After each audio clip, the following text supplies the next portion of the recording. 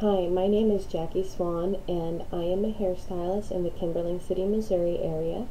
I work at Casey Clippers Salon, and I am starting this video channel with instructional videos on how to do hair, nails, and makeup. It really is my passion. I've done it for many years now. I've been into it since my early teens, so it's really all I've ever known as a passion. Today, just to get us started off, I was going to show you a couple of things that I deem really important when it comes to nails. The first, most important, I believe, is this. I don't know if you can see this. It is called Solar Oil. You probably can't read that.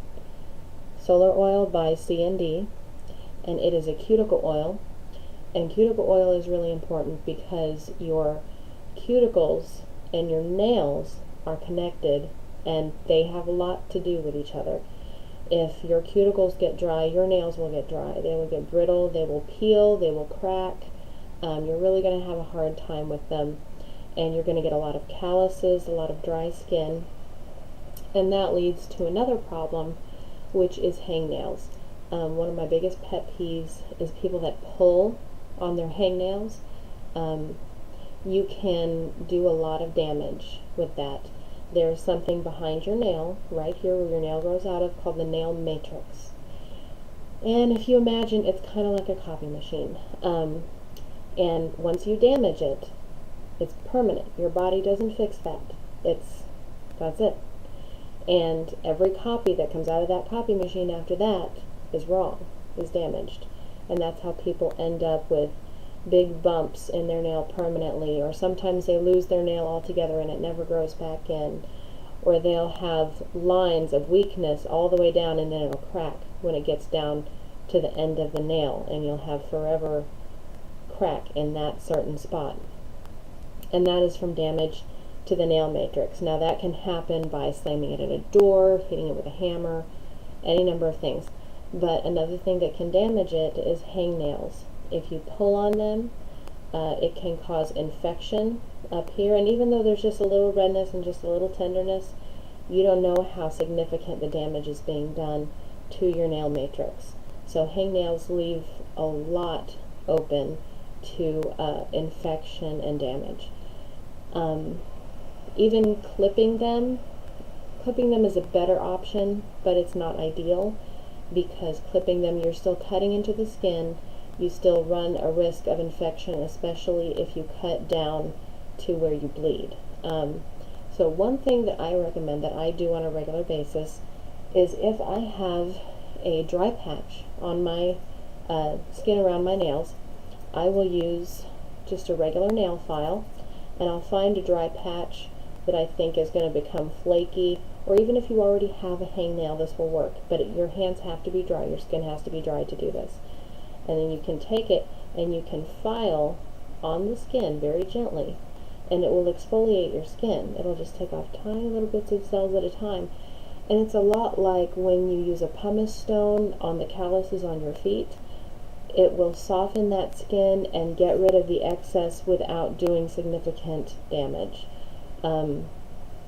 A lot of people in the past used callus razors, which would razor off a piece of the callus off of your foot.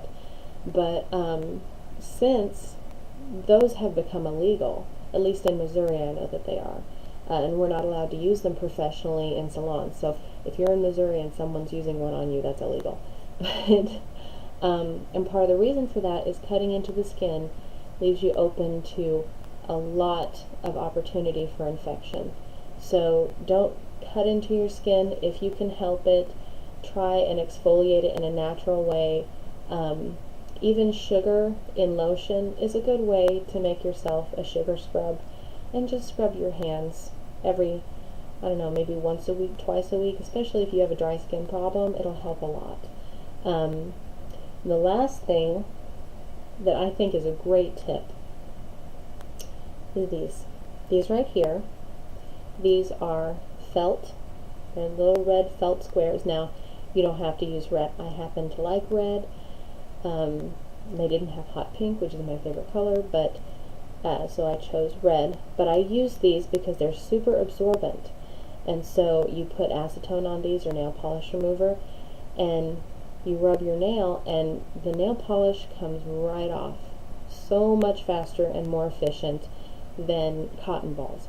It ends up being actually more cost effective because I can use one of these to take the polish off all 10 fingernails, and only have to reapply acetone maybe twice. And so it is very cost effective. You just have to make just these little bitty squares, smaller than a credit card, and it's actually very effective, especially if you like to use glitter polish. I know those are really hard to get out, but the texture of this helps to grab the polish and take it off very quickly. And I don't know if you can see this, but I like glitter. There's some glitter in there. I know you can barely see it. But anyway, I'm a glittery, blingy type of person. I don't know if you can tell that. Anyway, this video was just mainly to say hello and introduce myself, and let you know that a lot more information and instructional videos are coming. Please like this video and comment in the comment section and subscribe to my channel.